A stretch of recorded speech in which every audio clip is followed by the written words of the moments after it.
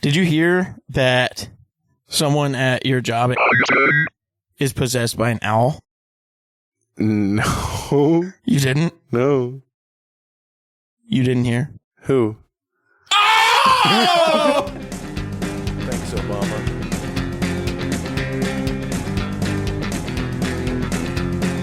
Bacon cream pies in your mom's eyes. Bacon cream pies all the time. Nobody's seen my shoe. I hate tomatoes, but I love ketchup. Can't find it. I'm looking That's just everywhere. a thing, and it's not even true. Please, My I have to taste drive when I home. think about you, and I have to say, I have an it edible was earlier. hard to leave you I think I'm alone. gonna shit my pants. Please, God, help me leave you alone.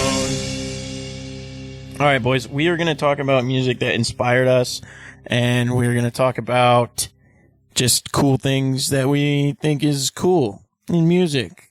Yeah. So I'm going to play a few songs and talk about them a little bit, and yeah, we're going to see what goes on. Fuck yeah, dude. Let's do this. All right, so the first song I have, it's this little drum break, and he does this like it's like boo blah blah da gabba doo da doo da bam. It's disgusting. Yeah.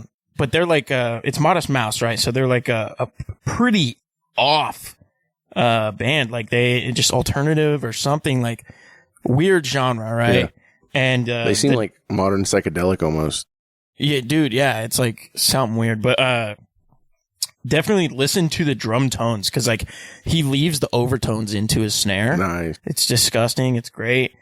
And then he goes right into like the groove that he comes out of, or out of the fill into, is like this, it's a really weird fill, but it's open hi-hat, and his hi-hats are like just a dream. So here is the song.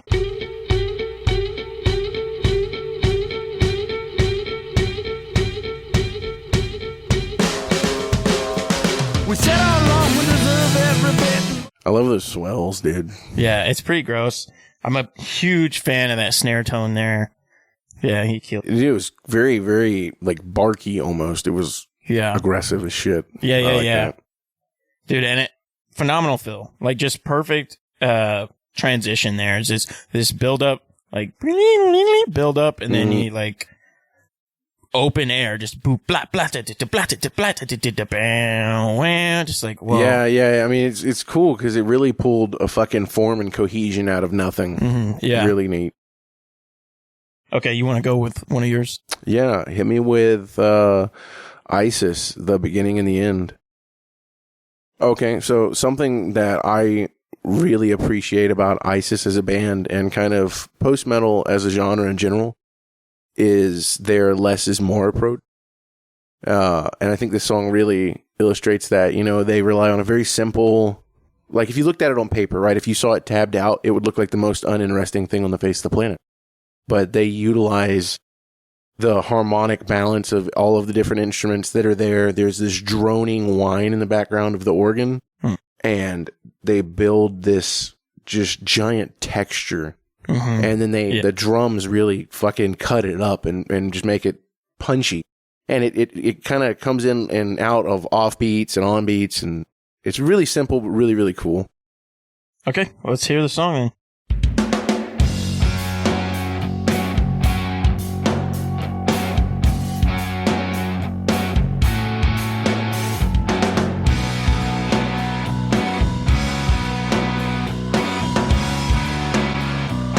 That's a banger.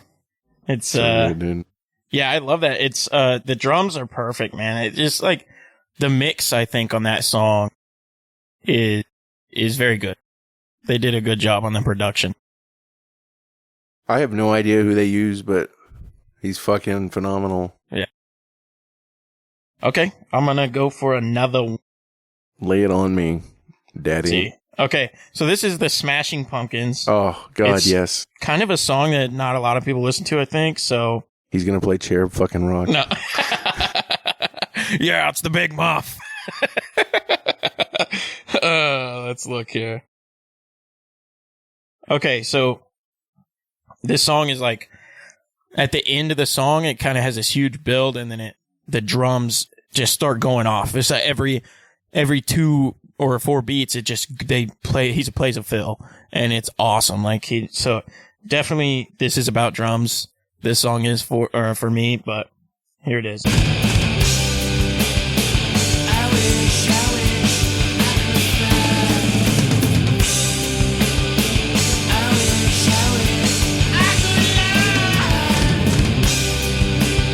And then he just keeps going. It's for the rest of the song. It's like another whole minute. He just, and he's like, you know, just And like, I think that's killing like it. really the Smashing Pumpkin sound to me too, you know? Mhm. That wall of sound with the guitar. It's cool because they do like the really heavily distorted guitar and then they have the really sharp and piercy one too. It's really good. Can we do Pelican? Yep. So we're gonna do Antraxia by Pelican here. Yeah, Ataraxia, Taraxis. It's an EP. It's like 4 songs, but it's got a massive banger on it. Actually, they're all are. I genuinely have never heard a song by Pelican and been like, this is not the best thing I've ever heard. And they utilize in this one a very, very simple approach again, you know, on the less is more.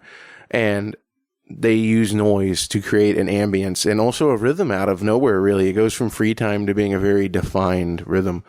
Big Post guy. Love it, man. Yeah, I love Post too. Here's the song.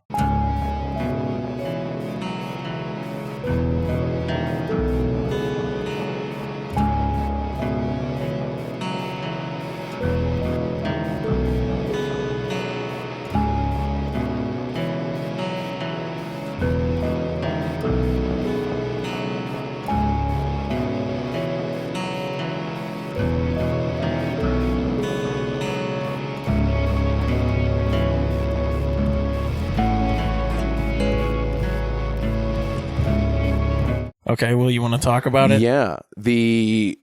It sounds to me like they have a 1/4-inch jack and they're just like putting their thumb on it. You get that Oh, yeah. Very cool song, yeah. Yeah, and there's also, again, there's just so much sound going on there. There's either an E-bow on an open string of some kind or an actual bow being dragged across. And it sounds like a fucking plane that never takes off. It's just really grindy. It's amazing. Yeah, so here's like where creativity can come into play, you know, because like very creative ideas there. Dude, they are amazing at that. So they're an instrumental band and they don't have a vocalist, so they have to keep that energy there. They have to keep the interest and the momentum without vocals. How the fuck do you do that? Mm-hmm. And yeah, they are just absolute masters of just taking the least that they have and turning it into so much. Yeah, It's I phenomenal. love that. Okay, I'm gonna go for number 3 for me is Alien Ant Farm. Some a little off the wall, little different places, but Fuck yeah, dude. I'm a big fan of these bands. This is another drum fill. I guess I'm a big drum guy, but some other stuff down the line that I'll be talking about different stuff. This is just one little drum fill. It's very small, but it's just, he does it so perfect. It fits so well and it just gives you a little boost of energy. It's like if you were to just snort a line of Coke or something, dude. It's just like a rush when I hear it. You know what I mean? So, here it is. Wash, wash, wash. Time yourself, break, wash. Hell yeah. Disgusting. That it just flams, you know? Flam is a great sound.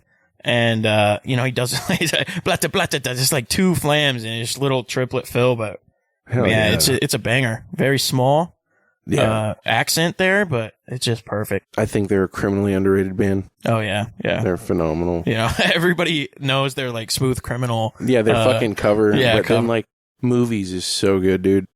Yeah. So I actually don't know a whole lot about them. I just know this one from, the soundtrack on Tony Hawk Pro Skater. Hell yeah. So they had this song on there. They had a lot of. I got one more, but we're gonna have to hunt for the time on it real quick. Okay. I want to look at Orion by Metallica. I gotta go with a basic one that everybody knows, and I want to go for when it turns into a waltz, when it first goes into 3/4, when the clean bass comes in.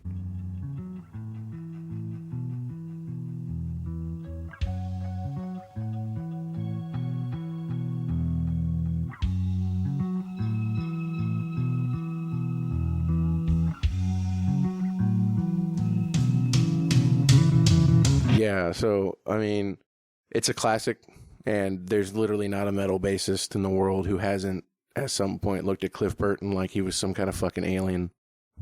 And this song is what did it for me, you know? Like your interest in Metallica is what it did. This is the song that got me interested in bass. Oh. Because this was one of the first times I'd ever heard a song where that it changes meter. It goes from that 4/4 and it turns into a 3/4. And it's very punctual, very, very direct with that boo doo doo doo doo doo doo doo doo doo. It has that classic waltz feel. You could dance to it in a ballroom. Yeah. And his tone is so clear, and it's not bright. It's not sharp. It's very mellow and clean. And I had never really heard bass stick out in a song before. It had always been a background instrument. And when I heard this, that changed everything, because the bass is the defining, everything else in the song at this moment is based around that bass line. And it's phenomenal. Yeah. Dude, yeah, I just recently have been getting into Metallica. But I can't say I've heard this one. Like, you've showed me it a couple of times for this waltz, but yeah, I can't say I've listened to the whole song all the way through. I highly suggest it. It is an instrumental, and it's a thrash metal instrumental, so it can get a little boring if that's not really your speed. But I like battery, like that's right? not an instrumental. Yeah, but it's like thrash, right? All their Just early all of stuff is, yeah. Yeah. I'm just saying, like, without the vocals and stuff there, it can be a little repetitive because they just do the but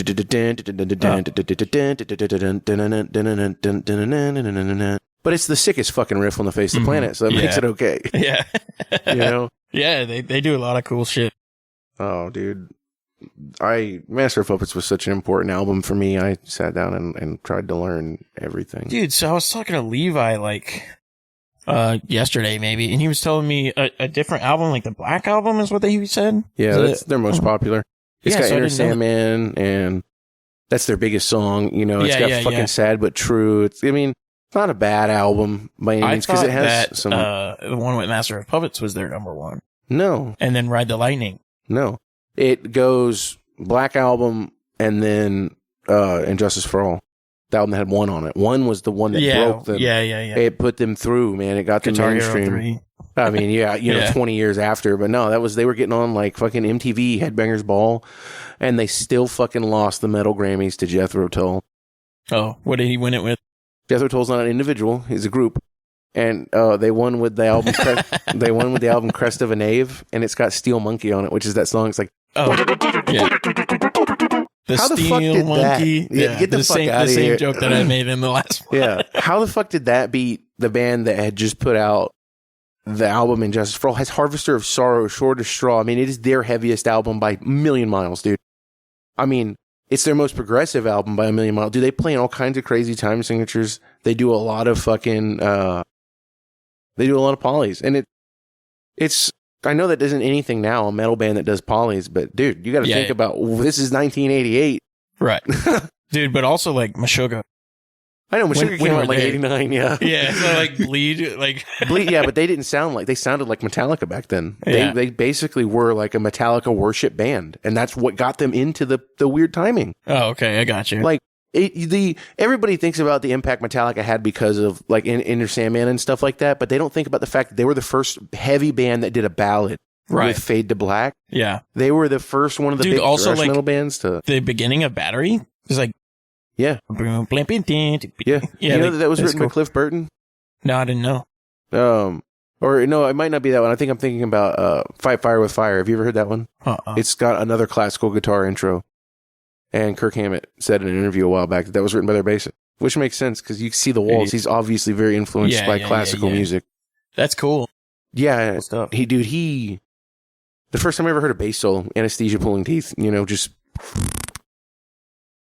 You haven't heard that one? I haven't heard a lot of Metallica. I just now got into them. Like, I swore them off when I was a kid. I was like, fuck Metallica, you know. But what to do right now. And I'm serious. Start with Kill 'Em All with the first song and listen to every song in order from there until you get to the end of Injustice for All. So 4 albums worth of songs. And you will hear so much growth and development in the songwriting from the beginning to the end. And they never lose what makes them Metallica. When you get to the Black Album, that's when things start to change. But what they did there too, they put metal in the mainstream at a level that it had not been. I mean, like, Dude, also, like, let's talk about, like, fucking Black Sabbath. yeah, God. Holy when did fuck. they come out? What is their first album? Their first album, Black Sabbath, came out in 1969. Yeah, what does it have on it? Paranoid? No, that's on Paranoid. Oh, okay. What does it have on? It has Black Sabbath. It has The Wizard. They don't have any, like, of their number ones on that one? Black Sabbath and The Wizard are both pretty big. It's got NIB on it. Oh, okay. NIB. Yeah. It's dude, it is the album that single-handedly defined what doom metal was forever going forward. Whenever you hear the song Black Sabbath, it has that devil's tritone. It's that Yeah. Mm-hmm. Yeah. Maria. Yeah, That's except it. for they play it out of sequence. They don't do the one, like the step up. It goes one, then highest, and then middle. Yeah. And, but they also play at like fucking 50 BPM, dude, with like, it's 1969 and they have more distortion than like anybody that fucking existed at that time. It's just, I don't know, dude. I listen to it now and I'm still like, wow. If somebody wrote this today, it would fucking, the only reason it would be good though is because of them. Like, that's the thing. Like, every band that I listen to, What do you think of Ozzy's new songs? I don't listen to them. You don't listen to them? Nope. Hey, I thought Patient Number 9 was okay. It's not something that, like, I'll listen to over and over, but it's like, I thought it was okay. You know, it's like, it's not bad. Like, I'm okay with it, you know? I'm not that big into Ozzy as a solo artist. You know, I mean, I like the Randy Rhoads era because it gave us some phenomenal songs like Mr. Crowley and Over the Mountain. And the only reason I like him is the riffs. The guitar riffs are just so fucking amazing. And what about after, like Mama, I'm coming home? I don't like rock that much. Oh, I got you. You know, and he's just like, he's the epitome of, I walked into a pool hall in a small town in Arkansas. That's what they're playing. You know it. God, you're just tearing them up. Buddy, yeah. God damn. Okay, let me get a couple of good ones out here. So, I got another couple of songs here that are drum influenced. Just like pretty much drum licks that happen. So, Semi-Charmed Life by Dilly Bob. What is the band name? Third Eye Blind. I love Third this Eye song. Blind. They have so many bangers, dude. Yeah. But anyway, Semi-Charmed Life. Everybody. Yeah, that's what I'm saying. If they got big with the song content they had, Acid Bath should have broke through. They have songs about fucking overdose. Oh yeah, that's all of their songs. Yeah. Oh yeah, I used to do meth and now I'm gonna die. Yeah. Or yeah, He's like, yeah, I'm gonna suck the cum out of this weird dildo I found on the bed. dude, that's a real thing. He's like, yeah, let me take the panties off of this bitch and fuck her in the ass, and then I'll snort a line. And you're like, what the hell? Yeah, and you're it's, like, it's so upbeat. it's you a know? top 8 fucking hit. Yeah. So this song right here, he literally just plays 6 notes. He plays a sextuplet on the snare drum, but it's such a fucking like, I don't know, it's just so good that he does it.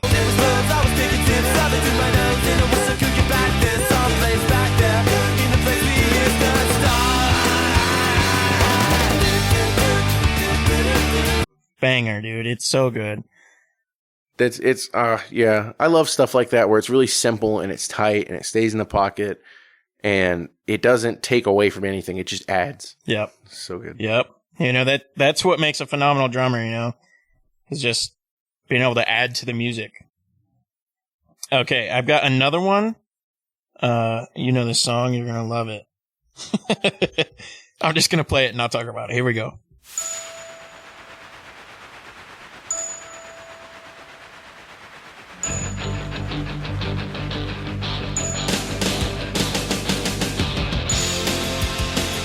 Same thing on that one. It's just a build, just blah blah to blah ta ta ta ta ta ta ta right into the fast on the ride there. It's the only drum beat that I can play, the classic drum Right. beat. Yeah. And it's so perfect, you know, and it's like, it's the classic, I wanted to say rock, but it's not. It's like a punky, Yeah. little rhythm there. I know, and they own it so good, dude. Like, god damn, that song is so good. It's really weird if you look at it as a punk band. They're like sampling in it. They have the glockenspiel sounding thing going on. Yep. Yeah, that song is a banger. Definitely should check it out. It's called Bonzo Goes to Bitburg by the Ramones. Okay, so I got 3 more songs here. Jesus. Cut it down. I'm just gonna do 2 more. One of them was my own song that I wrote, but I'll do it. I want to hear it. Okay, this is gonna be rounds. It's like a round is like you sing a phrase and then that phrase is repeated like 2 bars behind your phrase. So it's like it's kind of overlaps. I think a round is just a phrase repeating, but in these songs they overlap. So Breeze Blocks by Alt J here. Please don't go. I need you hold. I love you so. I love you so. I love you so. Please don't go. I need you hold. I love you so. I love you so. I love you so. I love you so. I need you hold. I love you so. I love you so. I love you so. I love you so. I love. So we only got the left side there, but they're doing a whole round. He says, please don't go. And then the next guy says, please right there. But as he says, I love you so. So it's like, very cool. And the tones, like, Alt J's always been really good at, harmonizing with each other, whoever's singing. I'm talking here, pal. Technical difficulties. Alt J's been really good at harmonizing with the sing or with the vocals, and I think they do really well, especially using different words on top of each other at harmonizing there. And it also, like, the harmony's not too good, you know what I mean? So that you can tell what the lyrics are actually saying. Yeah, I think it's phenomenal. I agree. Yeah, they did a great job there. I'm going to keep running through. I got 2 more songs and then we can move on here. Okay, this is Flashlight by the Front Bottoms here.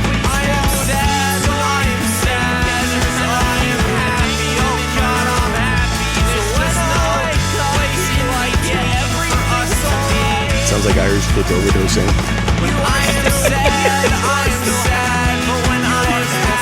Yeah, I got that in my emo phase. But they do the round right there.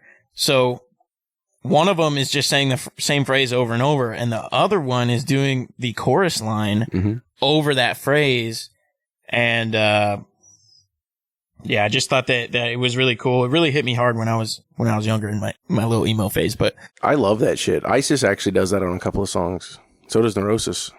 Yeah, it's really I don't know how, like, it really affects, like, you know, when people listen to that sort of stuff and it affects you in a certain way, like, it obviously brings your emotions out. I think it disorients you, and that's what makes you more vulnerable. Dude, it's something weird like that, right? So, anyway, I did my hand in making a song like that, so.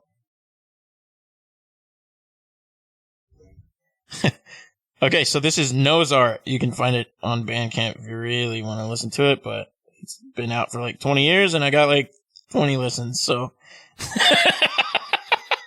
Here we go, it's playing. I apologize for lying, I just wanted you to stay on the phone. You're the only one I call. It can't be that you still love me. You can't love me, do you still love me? I wish you still loved me. What song are you trying to get at here? I wanted to see if you could elaborate on on the drum parts that you do on the intro of Light Dies. Okay, let's fucking listen to it first.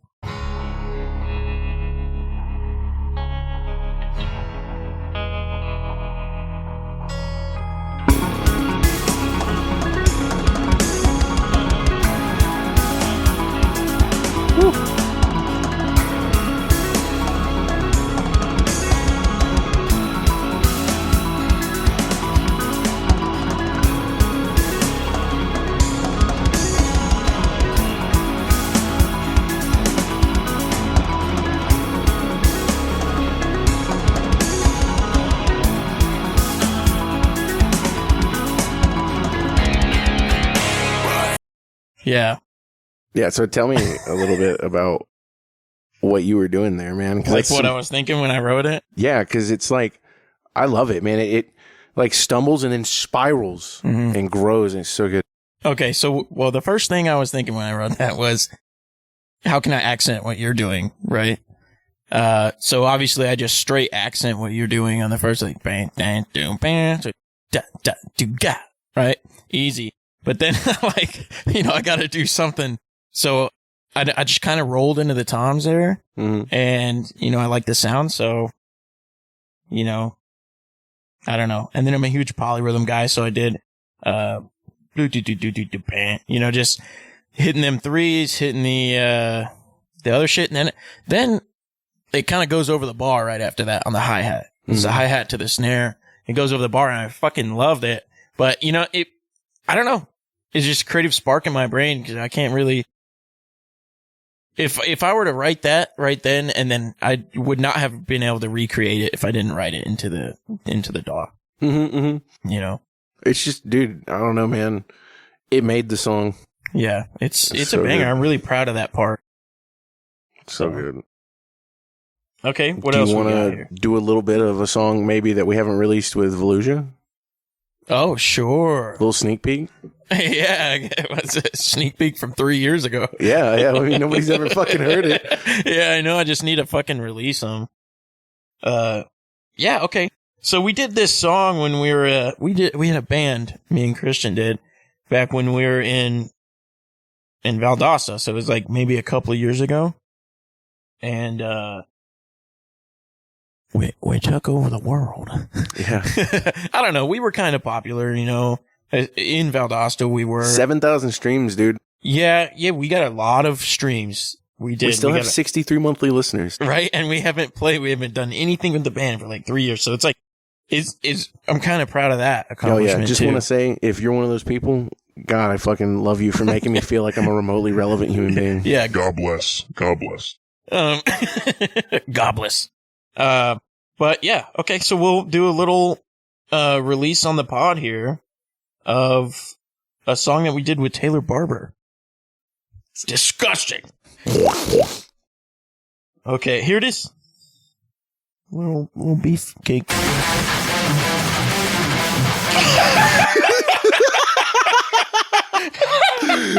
Okay. just clipping over. Just turn it down.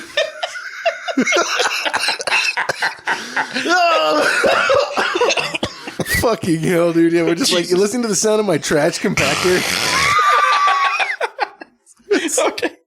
Okay, do you want to skip to the part where he sings cleans? Yes, that part's amazing.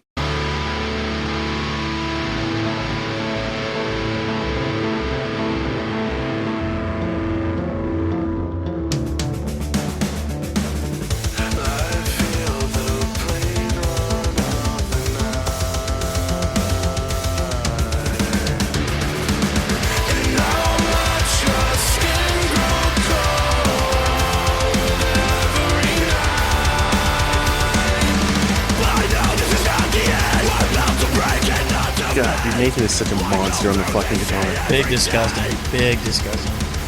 But I'll tell you what really made this song, I think, was Taylor Barber. He really brought it all together there.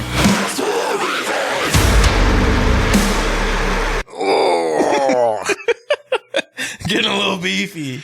Dude, if I heard that coming from a bathroom, I would not go in it. The beefy pie layer. Anyway, that's a little sneak peek. We almost played the entire song. We're going to have to cut some of that. But yeah, Do you want to hear a little of the other one? Yes, the one that's our actual masterpiece. Yeah, it's a banger.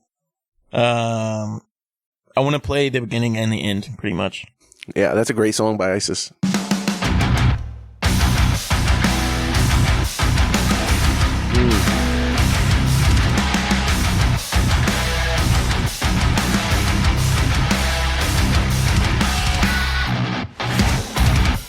So yeah, that's the beginning of the song. It's a banger. Like, I really love that where it goes in and out of time. There's like dun dun dun da da ban da da. It's like I switch up the I do a little polyrhythm and then crash there. Dude, yeah, I mean, It's so good. I'm always jealous of Nate and how he fucking hits the harmonics. He's so amazing at finding them. Right. Yeah, so glad everybody get on this pod and listen to us, like, come all over our own shit. Yeah.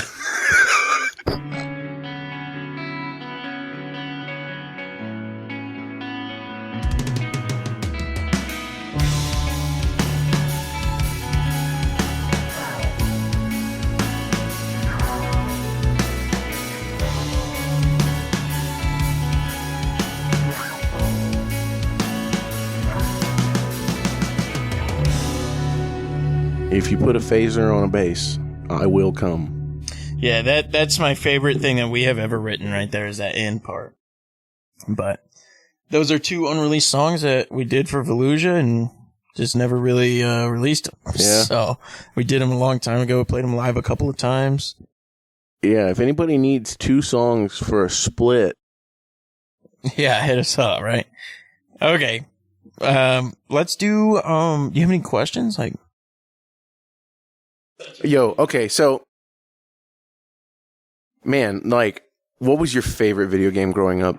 my favorite video game. Your favorite video Dang, game? dude, we be talking about all the same topics every time. But my favorite video game, I'll tell you what, it really flip-flopped. It really flip-flopped. But, some honorable mentions are like, I really was a big fan of Tony Hawk Pro Skater, but we'll say MLB on N64 Oh. was a banger. And then, Cabela's Dangerous Hunts. So good. And, I had this game called the Bible Game. And it was, dude, it's like a fucking game show, with the worst characters of all time. And they play they're like, from the Bible. dude, yeah, it's so bad. It's so bad. But, me and Josh would use it. It was our time to go up there and like do curse words and shit. So we'd go up and we'd start up the Bible game and we'd be like, fuck shit, ass, butt man, butt shit. You know, like, you know, we're like little 6-year-old kids and shit. Oh, yeah, dude. So anyway, a lot of good times. NASCAR Rumble. Oh, So good. yeah. So good. Yeah. So anyway, what do you coming out what with do the good ones? Oh, man. So I have a couple. Gran Turismo. Definitely. I know everybody likes 4 the most because you get the most cars and whatnot, but I had 3 for a very long time. And, you know, just the classic tape your gas pedal down and fucking get the Suzuki Escudo Pikes Peaks and sling it into a wall at Super Speedway for 4 hours and you get $1 million. Oh, what the fuck? Yeah, you do the endurance races with the fastest car. Yeah. And if it's a circle track, you just put it in the wall and it just I got you. does the Ross Chastain thing, you know? Yeah. But no, I mean, I loved it. It got me into cars on a whole nother level. Dude, who was that guy that just recently he won a race, but he went into the wall? That's Ross Chastain. And that's who you were saying? Yeah. Yeah. The modern Dale Earnhardt, dude. He looks like he's going to be, I'm loving him. I love his energy. I like a heel. We were talking about that, last time. I like a heel. I like a bad guy. And I like that he's like, he has that classic NASCAR Junior Johnson, Dale Earnhardt. He's like, Yeah. I'm fucking winning, dude. Yeah. Oh, yeah. I love He's that. not a dickhead about it either. He's like, hey, I just needed to win. Right. Dude, who's that guy that stole that airplane? Sky Fucking- King Yeah, I think so. Like he God. stole the airplane and then fucking killed himself. did a barrel roll Yeah. Dude, that was fucking cool. in a passenger Like, jet, dude. what a way to go out though. You know what I mean? It's so heartbreaking because he was obviously unbelievably talented. Yeah, right. Of a pilot? Yeah. Yeah. I mean, I'm sure he just winged it. No, he Just- didn't he flight sim before? Did he? I don't know.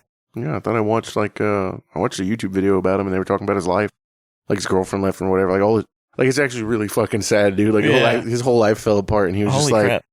he was like, I'm going out in fucking style. And he didn't even hurt anybody. He put it down on an island that was mostly uninhabited. What Like, a cool dude. What a guy. What a good guy. R.I.P. Sky King. Yeah, that's rough. Other than that, I think fucking Legend of Dragoon is extremely important for me. Yeah, I saw you post about that. It got me into fantasy stuff, man. My dad bought it from somebody at work for, back then it was a 4-disc PS1 game, so it was like $40. Dude, I'm Yeah. sorry to cut you off, but like, have you ever played a game on like a floppy disk? Yes. What is it? What games you got? I played Galaga, and I played, I think it's called Zork. It's a text-based game, and I've played Oregon Trail. Huh. I played like Zoombinis, I think, was a floppy disk game. Nice. Yeah. Okay, continue what you were saying. I'm sorry. Oh, no. Yeah, I mean, it's a 4-disc game. It's a really big one, and it was the first time I've ever played like a JRPG. You know, like you assemble a team, and you each have special abilities, and you got to do turn-based combat. And the lore of it really got me. It's so well developed. The characters, they grow naturally throughout it. There's real loss that has real, you know, it's one of the first times I'd ever played a game where it's like one of the main characters that you're playing just dead. Mm-hmm. Yeah. Not coming back. Doesn't come back. Doesn't do the comic book hero thing. It's done. Yeah. And it was heartbreaking for me as a kid. And the love of that and all of that is what got me into D&D. Because I fell in love with the mechanics of turn-based combat. I fell in love with the magic and mysticism. It's not just, you know, you're punching people and you're stabbing them in the heart. Like, you know, it's got like the Skyrim type shit, but obviously, you know, it's, I guess, really comparable to Final Fantasy, but I never played Final Fantasy. Yeah, I'm a big, you know, I'd like to say I like story games and I really enjoy them, but most of the games I play are just like first person shooters. Yeah. Yeah. And they get real boring. Yeah. Real boring. I never got into like the Call of Duty thing. I played Black Ops and I got really good at it, man. I was extremely good. After everybody had quit playing it and started playing, you know, Yeah. Black Ops 2. And, no, I don't know. I don't give a shit about doing the multiplayer online, you know, the same thing every time you get on. Yeah. I say, but I love Smite, you know. Right. So- Yeah. Yeah. So, well, that's the pull factor for me is that you can just play a game with your friends. Yeah. So it's really about just talking to your friends on there. Like it as soon as your friends are not playing with you, it becomes that much less fun. Yeah, Like, but like Forza Horizon, obviously love playing it with you. It's so fun to have Yeah. somebody we can talk to and bullshit and try to win races against. right. If But- you're not playing with somebody on that game, it's kind of boring. for I me. love playing that game on my own too. I'll just grind and grind. I don't think I will. Like, I don't like grind games like that. I like racing games.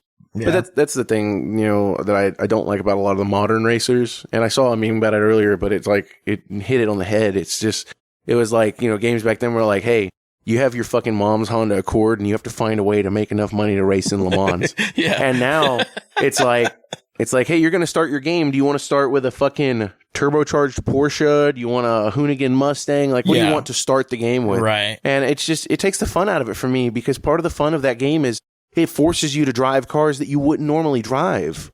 You really opened my eyes on some fun shit in Forza because I would always just soup up my car to the best of its ability. Yeah. Like it just with everything. And it's like, no, let's race a B class car or like a B car. Yeah. And I'm like, no, that's not fun. Like, you remember, I was Yeah. like, that's not going to be fun at all. Like Yeah. it's going to be slow, but it was the most fun I've had in that game. So I love it. It makes it so much more challenging because you can't just rely on flatline speed. You have to start like drafting behind cars to get more speed on them in the straightaways. You have to watch your lines when you're going through corners, try to cut them inside, but still not lose grip coming out. You know, I mean, it's more for me of what racing is than just I put 1,000 horsepower and I Right. did an all-wheel drive swap. right. But the fun, yeah, I think the most fun out of it was for me was the build. Mhm. Like I would put, I'll put something in there and be like, oh, I really hope this makes a difference because I don't really know. Yeah. And, I'm like, oh, that was terrible. And I take it out and I put something else in there and like, oh, hope it works. And it's like, holy shit, now I'm winning the Dude. race. Yeah, Forza's amazing because of the performance points. I mean, that game in particular, Horizon, is not actually that good for like the realistic racing sim kind of deal. Mhm. The physics are a little wonky because, you can launch a car off the top of a fucking mountain and drive it away. But it's neat because that you can do a car with a factory motor and do all the suspension and brakes and stuff and it'll bring it up in class.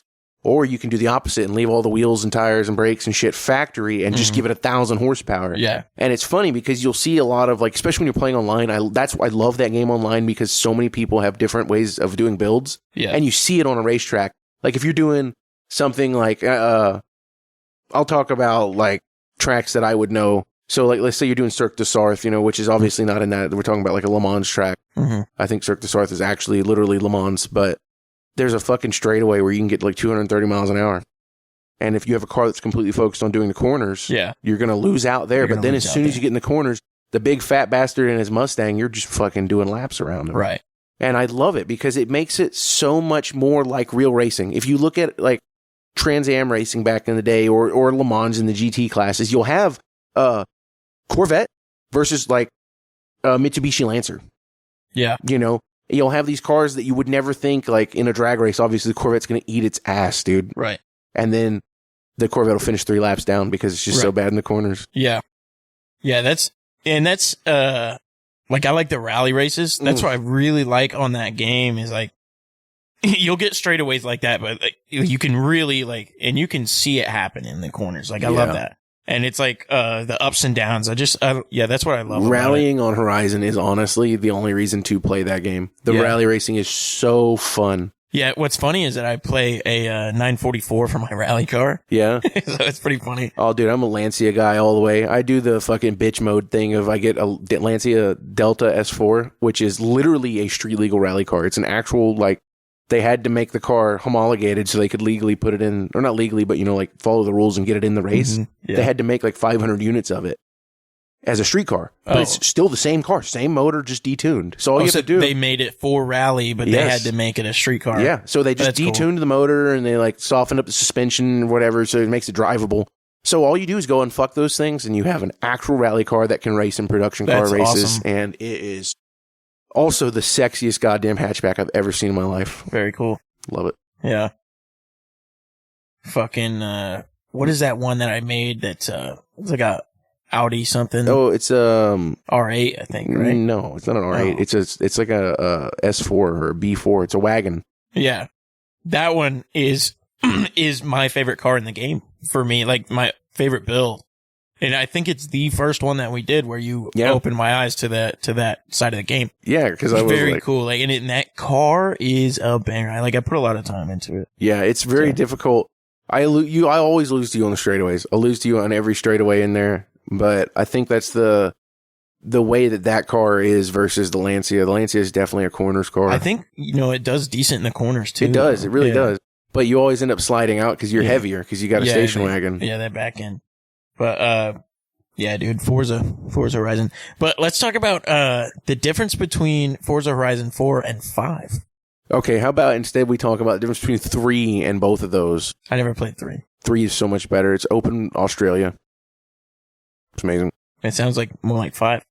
5 is Mexico, and it's ass because there's like rocks and shit in the middle of the desert, and you'll just be like doing like your you cross just country and smoke fucking, your car on a fucking tumbleweed and you fucking die. That, and I'm a big fan of Eliminator, and I liked in 4 where you started with the Mini Cooper. I do not like in 5 when you start with a fucking Volkswagen Beetle. Oh yeah, I don't want a Nazi the Mini Cooper mobile. was pretty solid. Yeah. Do you know that's an interesting thing? Let's talk about the company Porsche real quick. A little history on that. Do you know anything about Ferdinand Porsche? No. He was an engineer in Germany who was contacted and commissioned by Adolf Hitler to design a car for the people, a Volkswagen car for the people. Mm-hmm. And he designed the Volkswagen Type 1 for the Nazi Party. Oh, what is it? The thing? The Beetle. Oh, The Beetle shit. is a car that was specifically designed for Nazis. And he also designed some of the most dangerous weapons of warfare that ever existed, like the Panzer tank and the Tiger. He was a man who war profiteered massively off of the horrible shit that happened during World War II, and somehow came out of it unscathed and started a fucking racing car company. And they have dominated Le Mans I like forever. Volkswagen.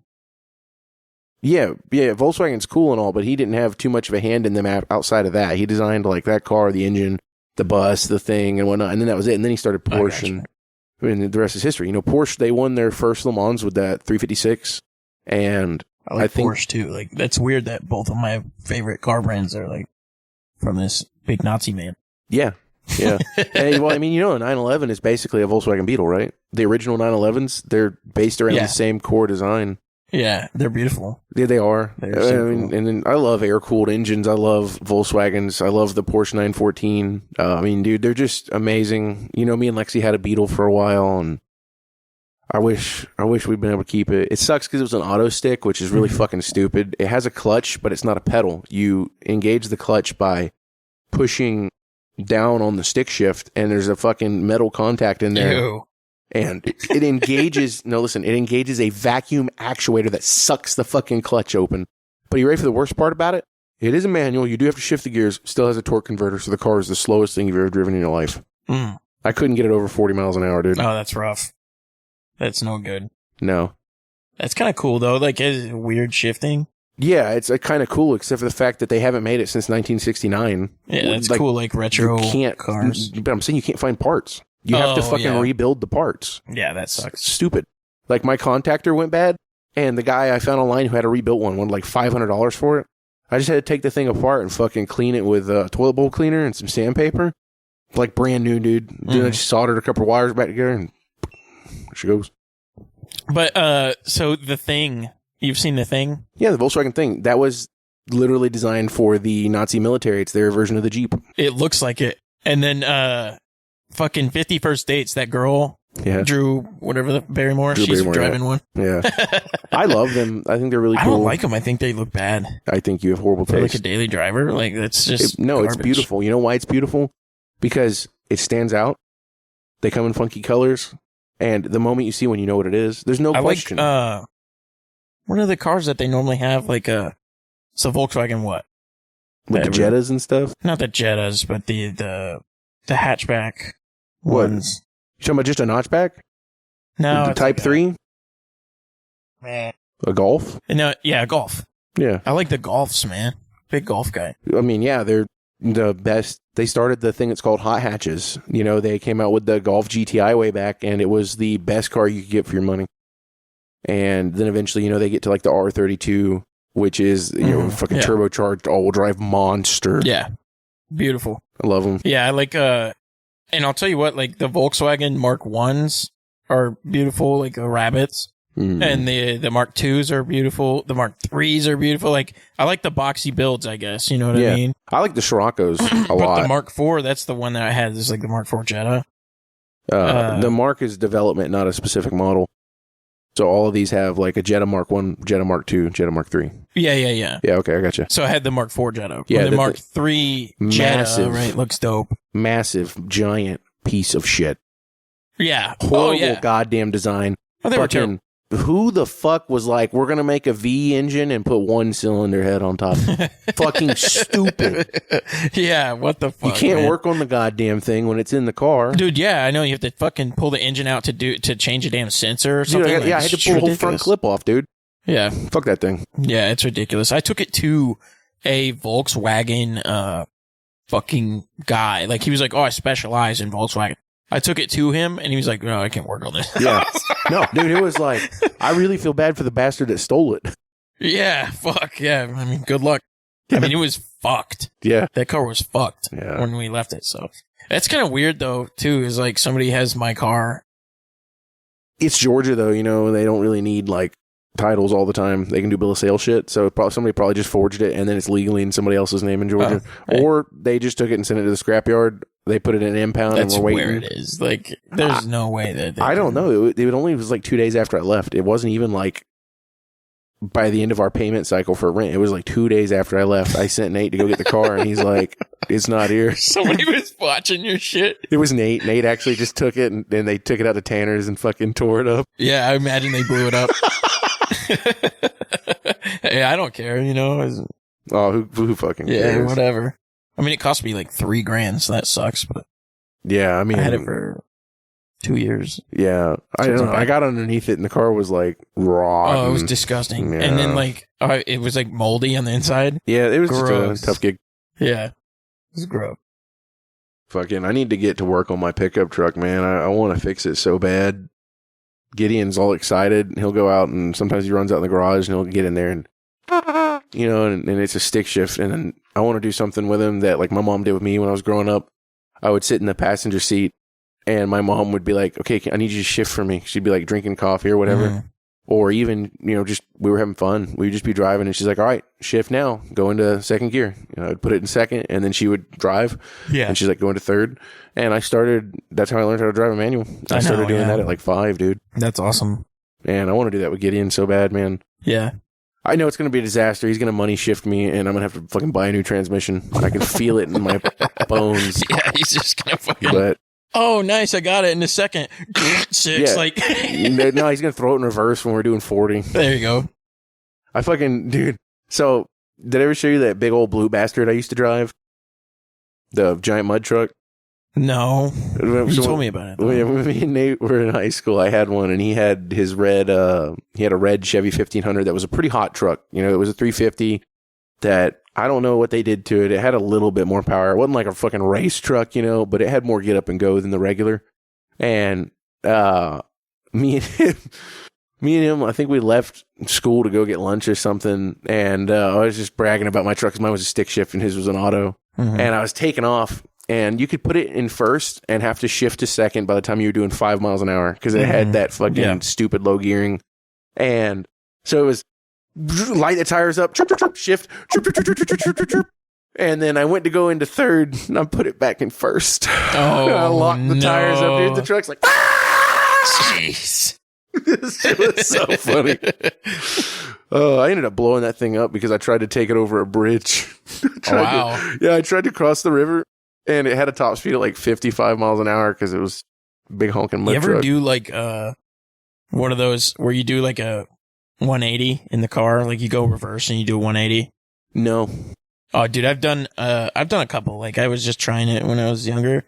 I'll go on like a dirt road, and I had my girlfriend one time with me on this dirt road, and I was driving this piece of shit Mazda 3, Yeah. and I don't know. I'm like on 2 donuts at this point. You know what I mean? Like, it's just a piece of garbage. And I stop the car and I like look at her, and then I just put it in reverse and floor it and just went, pull the fucking e-brake, and we're facing the other way, and it start going. She's like, "You better not do that ever again." Like, she was mad, like actually mad. I was like, "What? That was cool as fuck." Dude, I drove big trucks. If I'd tried to do that, I would end up on my roof. Yeah, I've always drove something that's close to the ground. Yeah. You know what I mean? No, man, I don't know. I was in Florida, you know, and mudding was real big. And I was all about just being able to put my foot to the floor and not have to worry about running into a tree at 120, you know. Like, I still get the same thrill doing donuts at 40 miles an hour in the mud as I do if I'm fucking hitting a corner in a car. And it's just a lot less one scary. time, Nate wanted to buy that Volkswagen, Oh, yeah. and so I came out with him, and we switched vehicles. We went on this back road on base, and it's like where they drop all the bombs and shit. Mm-hmm. and so like, I don't know if they're going to drop bombs there or whatever. But anyway, we go back there. It's this little dirt road, and I'm in his truck, and it's my first time ever driving a truck, and he just hauling ass in my little car. And I'm like, fuck, I got to keep up with him or else I'm a pussy. You know what I mean? So I'm driving this truck, and I'm like, "Rrr," and it's like skeeting off the fucking track. And I'm like, oh, this is the most badass thing I've ever done in my life. Yeah, It dude. was so cool. Like, his truck is awesome. Oh, I love it. Was it the diesel or? It was the one he had before he crashed it. Oh, yeah. So, Oh, yeah, I love that truck. dude, but Have you ever driven his Camaro? that's just shit Nate drives every day. And I'm Yeah. thinking, fuck, I gotta get me one. You know what I mean? Oh, dude. There's something about it. It's just appealing. Yeah, it's definitely. You get a small dick, you got a big truck, dude. Yeah. Trust me, I get it. Hey, man. Yeah. Like, balls huge, dick small. Yeah, it's like two That's my cantaloupes and motto. a baby carrot. Fucking. Have you ever driven his Camaro? No. Oh, dude, It's fast, though. He let me take it down one of the back roads in Valdosta, and I don't even think I got over 80, and I got scared. Like, it pins you to the fucking seat, man. You can't get up. I don't know how fast he was going in it, but it was before he did anything to it. It was like stock. Like, when he got it, that's when I got in it. And it was fast as fuck. Yeah. And I'm like, holy shit. And then he, obviously we'd go to his fucking house, and he's just in the garage, like, boring out the shit, trying to make it faster. And you're Yeah. like, holy fuck, man. Dude, Like, the whole time I've known him, I've always associated him with a black Camaro. He's always had one. Uh-huh. I mean, he's had like 4 of them now, you know? yeah. But it's always the same. The first one was great because he put tires on the back that stuck out past the wheel wells like 4 fucking inches. But yeah. Man, we need to get him on the fucking podcast. Yeah. Dude, who is the best mad scientist? Ooh. Okay. Oh man, fuck, dude. I got a lot of names that are jumbling around in my head right now. Yeah. This is hard. Do I pick like a real life one? Do I go with like do I go with like Well, let's define what you think a mad scientist is. I think it's a person who throws morals out the window for the sake of scientific advancement. Okay. That is what it is to me. A So mad it's not like scientist comical. No. So like Okay. a mad scientist to me is like the dad in Full Metal Alchemist. You know, I haven't seen it, but he fuses his daughter and a dog together oh, okay. in the name Hey, of scientific advancement. Dude, I would consider myself one of those. If I was a smart scientist, man, I would definitely do some things that are illegal. But Shockwave from the Transformers, Really? What does he do? everything. He goes back in time, creates Unicron on accident. He brings back the Predacons. He kills every one of the Autobots and then starts ripping bits of their soul out. He's a fucking monster, man. He's a horrifying monster. But it's genius. You know, he recreates the space bridge. He fucking starts cloning. He brings new life into, you know, he creates his own Transformers. Wait. He brings nude life? Yeah. Whoa! Yeah. Have you ever seen fucking Optimus Prime in pants, dude? Yes. No. He got that thing. He just got a banging. big floppy Yeah. coming out. Yeah. I guess it don't flop, right? Because it's just like, I don't know, man. I'd be running around with him what is it, as just a car Gad door? and just fucking. You be rubbing around with him? Yeah, dude. That's rough. I bet his thighs rub. You think that You they? think it's Do you think that they get STDs? No. Why? They're sentient life. Do Like, they they're- fuck? I don't know. I Are mean, they actually made of metal? Let's hear from the guy. They are. They're actually made of metal. Yeah. But they are females. Can they bleed? Yes. So how It's do not they? like blood. It's like lubricant. You'll hear him like Ironhide. He's like, I'm leaking lubricant. And he starts spitting out fucking Yeah. gears and shit. Yeah, and like I was reading. I was reading one of the comic but books they're to get in. aliens, right? Yeah, they're from Cybertron. Oh, so it's like aliens, but they're actually like fucking just our cars. Yeah, but they don't look like normal cars when they're on Cybertron. They look like Cybertronian cars, which usually don't have wheels. They hover and they fly, and it's a lot more efficient there. The only reason that they do the car thing here is that's What the is whole the planet made robots in disguise.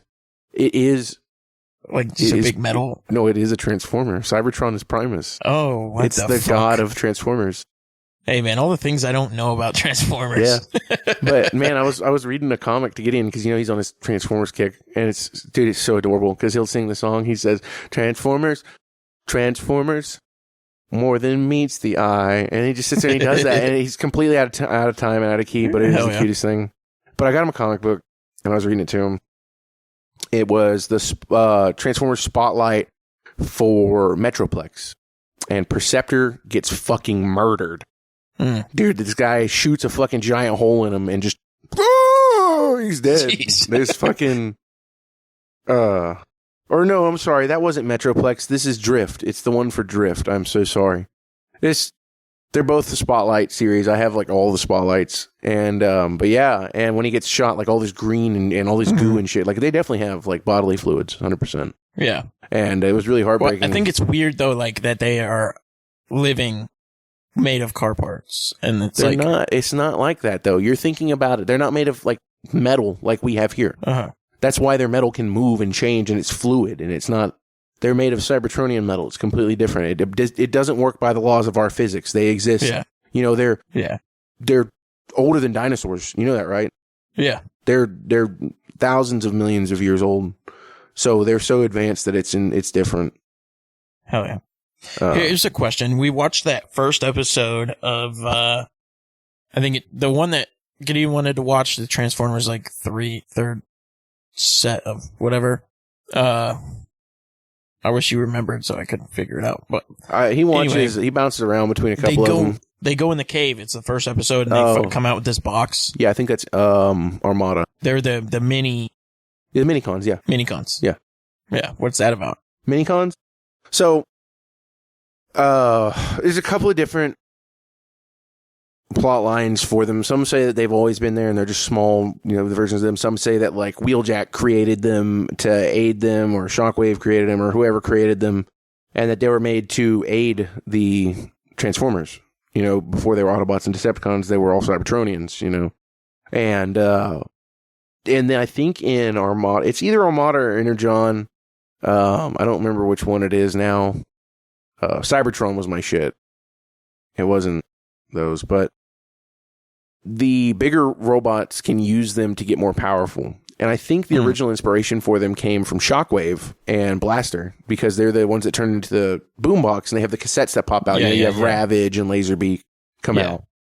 Laserbeak. Yeah, Laserbeak's fucking cool. He's cool. That guy's cool. That whole thing with the cassettes, that's a cool idea. Shockwave's amazing, yeah. I love that. Gideon's into bad guys, you know, so he really likes them. But he's also madly in love with Optimus Prime. Yeah. But Optimus Prime. Dude, what are those guys? It's in the third Transformers movie, I think. And those little guys, we talked about those. They're little two coops that bred together. yeah, it's fuck me, Mudflap and something else. I think they're voiced by fucking Key and Peele. Yeah, so they That's probably not right. they're not mini. No, they're not minicons. They're not minicons. No. What is their purpose? The minicon from those movies would be like the little one that followed Sam around in his house Like that the turned into little- the toasters and shit. Really? That would be like the minicon, yeah. Oh, what is it? The purpose of the fucking things? They're just small Transformers Oh, in that universe. They're not like... That's what I'm saying. They're all different continuities, man. They're not like... That's like saying, based off the MCU, what's going to happen in the comic books? I have no idea. You know? right. Completely unrelated. Well, yeah, I'm trying to get some Transformers lore, then try to put it into them fucking movies. You know what I mean? Because Yeah, well, the new one that's coming out looks very exciting for me Yeah. because it's got Unicron in it, and the original Transformers movie, 1986, it's a fucking masterpiece. a lot of people I've talked to about it are really interested in this new one. It's exciting. They're bringing in the primals. You know, Yeah. that's exciting. Very, very excited for that. But we get to see the Terracons. You get Scourge. There's a lot of people who are speculating that I can't remember the guy who's with Scourge now. I don't remember, but he's a big GMC truck, an old one, and Scourge is the foil to Optimus Prime. So people are saying that they are Prime and Ironhide from an alternate dimension. Oh shit! So this could be very exciting. Yeah, that's cool. And I don't know who it is. I know Mirage is in it, and they have fucking Pete Davidson voicing him. Oh, It actually looks like it's going to be phenomenal. I think it's weird though because Mirage, to me, has always been a very serious and aloof character, and he's always on the border of am I an Autobot or am I a Decepticon? You know, he comes from a wealthy family, Got you. and he's always been very distant from, you know, it's a class war. The whole Decepticons Autobots thing was a class war initially. So it's a choice. Yeah, it's a choice. You're not just born into that's it. fucked. I mean, Jetfire used to be. switched. Yeah, He switched. I think he was. But don't you get Skyfire? stamped? You get a stamp on your. It's just a fucking. It's like the things they sew on your fucking jacket. Oh, It's an insignia. but it was still on him, right? No, they just take it off. Oh, okay. What the fuck? Yeah. Hey, man. Because throughout the different timelines, you can see like all kinds of crazy shit. Like Shockwave and Optimus Prime used to be friends. Whenever that Shockwave was a senator and Optimus Prime was still Orion Pack.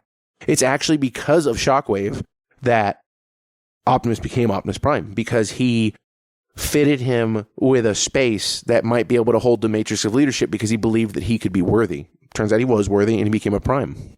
Dude, here's a weird thing about the movies. I always thought they were saying in the movies that, he's a Prime, right? And they're like scared of that or whatever. Mhm. They were saying, I always thought that it was like Prime was his last name. No. Yeah. And His I'm name's thinking, not even Optimus Prime. His name's Orion Pax.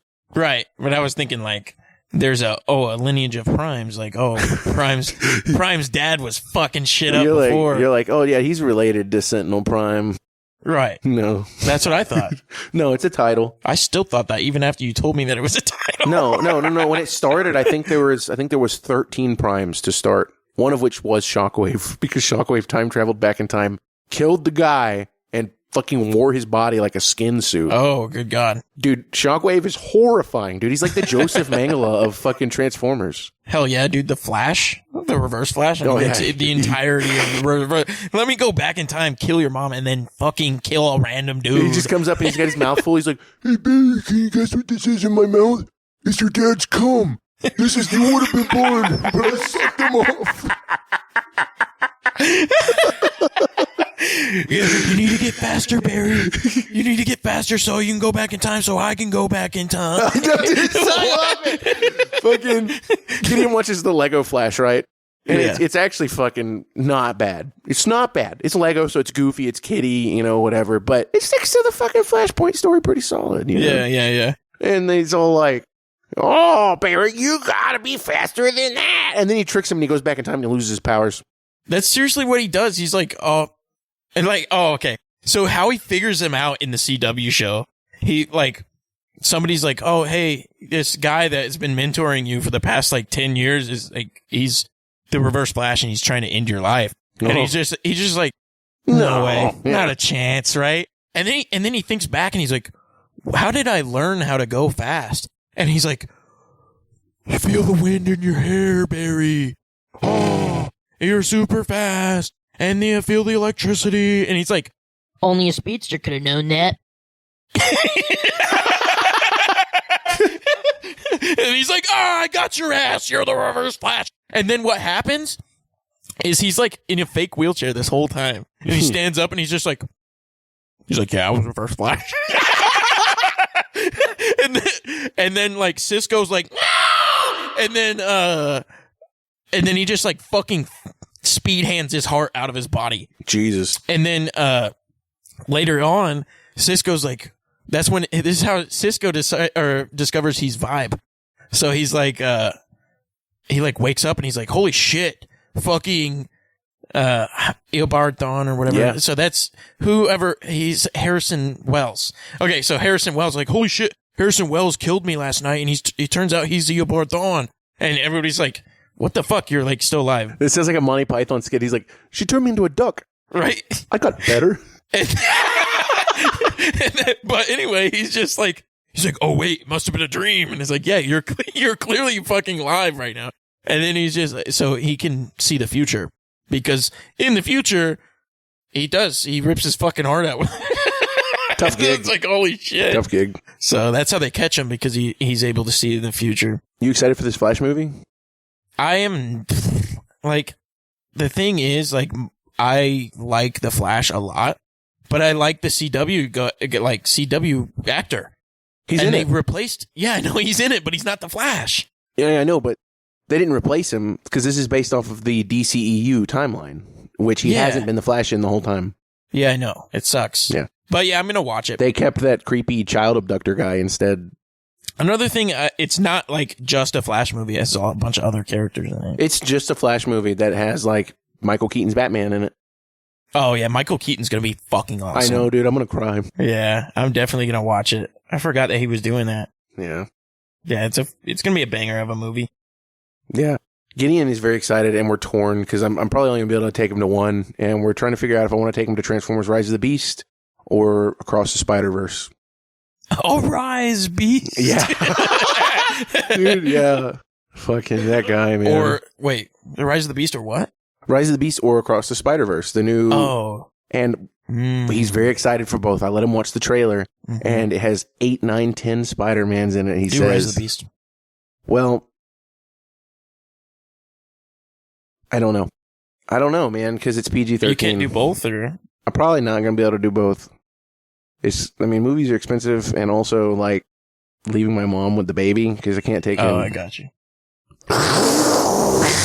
That's the sound of me inhaling half a pack of Marlboro Rich Blues. I wish they would bring them back. That's rough, buddy. My girlfriend is the moon. Dude, yeah, that's a great show. Yeah. I really hope that they do it. Also- And they, Zuko comes in, he's like, "My mom doesn't know who I am, and she sold her soul and has a new face." And fucking Dude, Sokka's just like, "That's rough, buddy." Sokka's gonna fuck his mom. Dude. He's fucked everybody from every nation, dude. Like he's got Ty Lee for Fire Nation. Right, that's Ty Lee. Is the Yeah, but I don't think that those two are a thing. they didn't fuck, but like she likes him. Right? Okay. And then I think he's definitely like Earth Tribe for sure. He's like, and he's give me got the that, moon lady from the water. give And me he's that got Earth Bussy. who's the it's the Kyoshi warrior Suki. Mhm. Suki from she's Earth? She's Yeah. Wind. No. There's the only airbender during that time period is Aang. Yeah, but like Kyoshi was An Earth Airbender. avatar. Nope. no. Nope. She was Earth. Are you I serious? assure you. Oh. Fuck. That's part of the Earth Kingdom. Why does she have fans? I don't know, because that she's the avatar and can use all of the elements by that stage, but she was a Yeah, native but she born. had fans before she did Avatar stuff. Probably because it's part of the kabuki show that they do with the masks and stuff. It's part of the geisha type of aesthetic that they went for. You always have that woman with the white face paint and fucking, you know what I mean? Like they have that stereotypical look. Yeah. But no, think about the Avatar cycle too. You know, it goes earth, fire, air, water. And so you see that you go air, water, fire was right before him was Roku. So before Roku was Kyoshi. So earth. Yeah. I like that they brought Henry Rollins in and they just made him like obscenely powerful in Korra. Who? The guy that sucks the fucking air out of the Earth Queen. Yeah, dude, that guy was awesome. He's my favorite because he's just like, if you meditate hard enough, you can do anything, dude. Yeah, he's the best. Yeah, it was so cool. Like he just unleashed like ridiculous power that nobody's ever seen. Like there is only one other guy that ever did that. Yeah. And I can't remember what his name was. Like he just had complete faith in what that guy did. Let's talk about how extremely powerful that Aang's mentor was, the old man. Because when he finds his body in the temple, there's like 1,000 dead fucking Gyoza. fire. Yeah. Monk Gyoza. Dude, yeah, that guy was awesome. And what's really cool about that is that Roku, he trained Roku. Yeah. In his past life. So that's fucking sick. Yeah. And that's really cool because he says, some friendships can last lifetime or over lifetimes. Yeah. And I love that you see that in Korra too, whenever you see Toph and Katara. Yeah. Whenever Toph has lived so fucking long. Toph is the youngest of all of them. Yeah, but she was old. Yeah, but Katara was like a fucking walking skeleton. So yeah, but she was only like 80 in Korra. It was weird because then it's like Aang died at 70. No, he died at like 40 something. They talk about that in there. Yeah, he died very young, and the reasoning for it is because that after he got unfrozen, all of those years started to catch up. So by the time he was like 40, his body was like physically. But 80. Sokka was dead. Yeah, Sokka was dead. Yeah, and Zoku's not though. No, he's still there. Yeah, and his grandson sounds exactly like him. They got Dante Basco to fucking voice him again. Zuko. Jackass. I said that once. Oh, I don't know. And then Josh slandered me. I'm gonna go on the record here. I am obscenely fucking high right now. Hey man, you know a lot about the show. Like, that's so because I loved it. You know, it's cool. Yeah, it's a great show. I am a big fan of any kind of meditative mysticism like that. I think that it's so beautiful the way that they approached it. You know, it's more than just the fighting styles. Martial arts in that form are a representation of spirituality, not just fighting for the sake of fighting. You know, they're art. It's beautiful.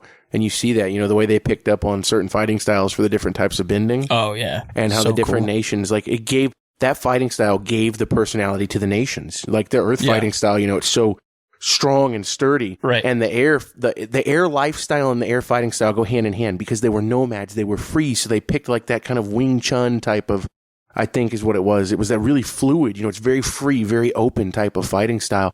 And the Fire Nation, super aggressive. And you see that reflect. I mean, you know what I'm saying? Like you see the Dude, but, world building for that show. The coolest, what's really cool about that is the White Lotus. So they, like that one firebender who was like a master and he did not like fire because it was like, you could easily hurt people with it. I mean, it's like destructive and what, but he was a master firebender. He was so good. Yeah. Right. And dude, you see the same thing with Iroh. The way Iroh picked up different types of Iroh's bending disgusting. techniques. You know, he uses the water bending thing to do the lightning bending. Yeah. But he, like, dude, his breath of fire. Holy shit, that was a cool scene. And you see how He's relevant like, it they is. call me the Dragon of the West, but instead of telling you, like, it'd be cool to just demonstrate it. And he's, and I'm like, holy shit. Yeah, but then Zuko and Aang get that. They go dance with that dragon. Yeah. And that's one of the most beautiful things. That was that was so pivotal for Iroh's story. His Yes. redemption right there. Yeah, so Iroh didn't kill the dragons. Yep. Yeah, I know. He was pretty much betraying the Fire Nation the whole Yep. time, but nobody knew, Yeah. which is very cool. And he did it on his own. Like, yeah, Iroh's so Man. good. Iroh and the Tales from Ba Sing Se. Mm-hmm. Where The like most his son heartbreaking dies. thing. Yeah. Yeah, that's sad. It's But that's like the dude actually And died. I know. Yeah. It was the most beautiful thing. I mean, it's so crazy because it's a kid's show. You know, we fucking sound like morons, but it's not just us, it's everybody. That Yeah. show doesn't exist as a kid's show. It exists as a show that kids can watch. It's kid friendly, but Right. the topics that are in it, there's so much depth. There's so much philosophical contemplation. There's so much spiritual and religious symbolism in everything in it. That cycle of rebirth, of reincarnation, when they go in Korra, when she goes and she can see the spirits and she talks with Iroh and she can commune Yeah. with these people. Yeah. It's so beautiful. It is a world I would love to live in. Yeah. It's really awesome. The animation for that show It's is so good, man. so iconic. Yeah, they do a great job. They do the comic books with the exact same art style. It's 10 out of 10. 10 out of 10. So good. Yeah. I've seen it a bunch of times. I'm surprised that I am not coming up with like a lot of stuff to talk about. But I'm actually about to restart the watch with Gideon. you're going to start to watch it? With Gideon, Gideon? yeah. That's We're awesome. on episode 2. So That's cool. he's not a fan right now. I know. It sucks. It starts kind of slow, though. You know, the show starts kind of slow. The first episode's probably the worst episode of the whole show. What happens in the first one? It's just got bad pacing, and it's got Yeah, but what's the plot? they find him in the iceberg, Oh, yeah. and Yeah. they go penguin sledding. You know, it's just like Yeah. they do a good job. It establishes all the characters and whatnot, but it's not till the next episode. when- Another thing is like the opening, and I think this is huge for kids, the opening theme and stuff. It's just talking like, yeah, but it's fucking beautiful, Austin. it's beautiful, but it's like Yu-Gi-Oh, right? Yu-Gi-Oh Yeah. has a phenomenal opening. That's why he Like, likes Transformers so much. Is 100% because of the opener. yeah. But yeah, you're right. A good theme song, but I think it fits with. It's not designed for younger kids. You know, the show No, wasn't yeah. made for younger kids. It was made for young teenagers. And you see that, like I said, reflected in the themes. They like out the gate, they start having to deal with the concept of death. And in a kids Mhm. show, that is like, I don't know how to talk about that with my son. I Right. couldn't imagine trying to put something out that I'm trying to talk to a bunch of kids. And the moral reflection in the show too. What's good? What's bad? What's right? What's wrong? It's never clearly defined. There's always that moral gray. Like obviously Aang is always good, right? And Right. the Fire Well- Lord always bad. Okay, more or less. But Okay. Zuko Uh-huh.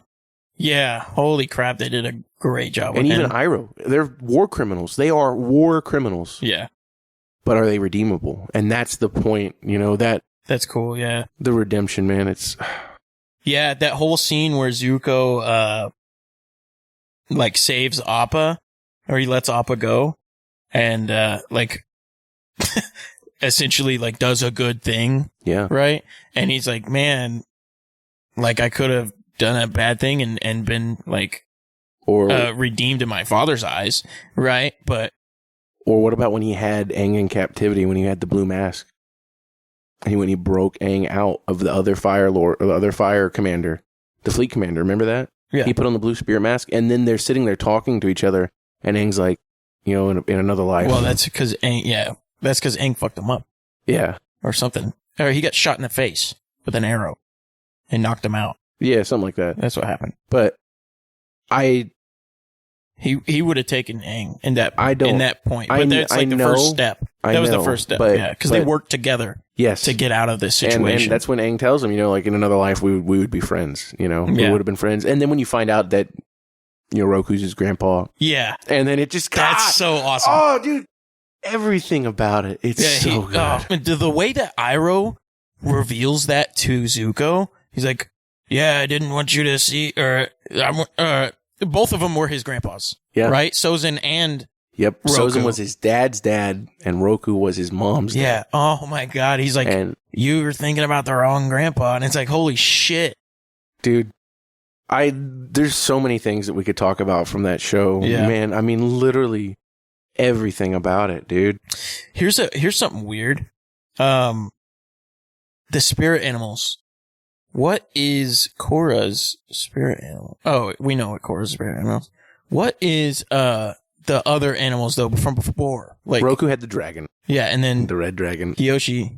I don't know. We don't know. We don't know. I think. No, I think. She had the never mind. Yanagi. I know. I know that the What is a Nagi? Just a big eel? it's a serpent. It's a water dragon. Oh, okay. But I know that like they learned their bendings from different animals. I know that like the mole badgers, they were the ones that Yeah, taught dude, the badger moles. badger moles, whatever. But dude, that's so awesome because they're blind. Yeah. And then you've got Toph. Oh my God, that's such a story for Dude, that. yeah. So and beautiful. dude, look at how powerful, even without Aang, that Team Aang is. Toph created waterbending. I mean, not waterbending, fucking metal bending. Metal bending. Yeah, created it. Katara, one of the most powerful bloodbenders that has ever existed.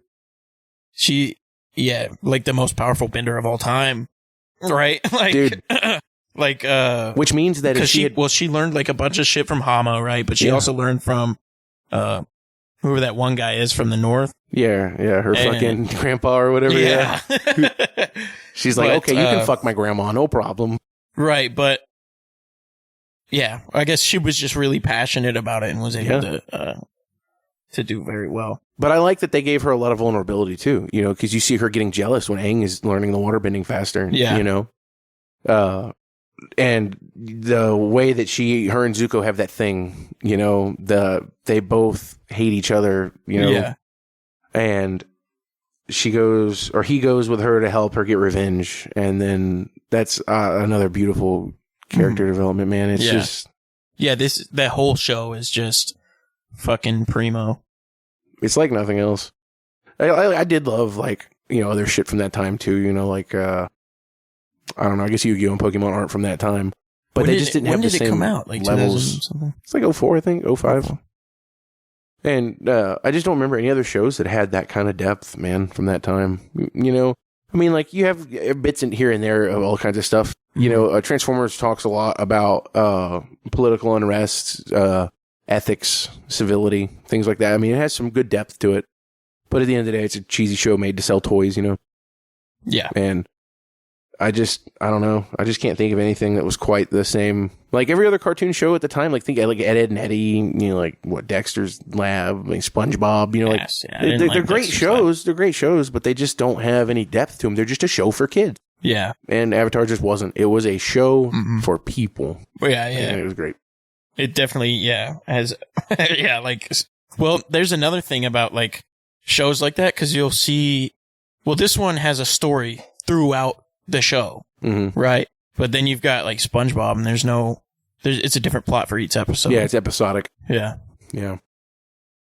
Yeah, that's another thing. I guess there's not really a lot of other kids shows from that time that have that kind of story thing. Yeah. Do you ever watch Shaolin Showdown? Yes. Yeah. I thought it was pretty solid, but didn't really. It was like, It was if you too goofy rewatch for it, me. it's like kind of, yeah. Too goofy for me. I didn't like Sacrilege, but I didn't like the Jackie Chan adventures that much either. I never watched them. Fuck! Thanks, Obama.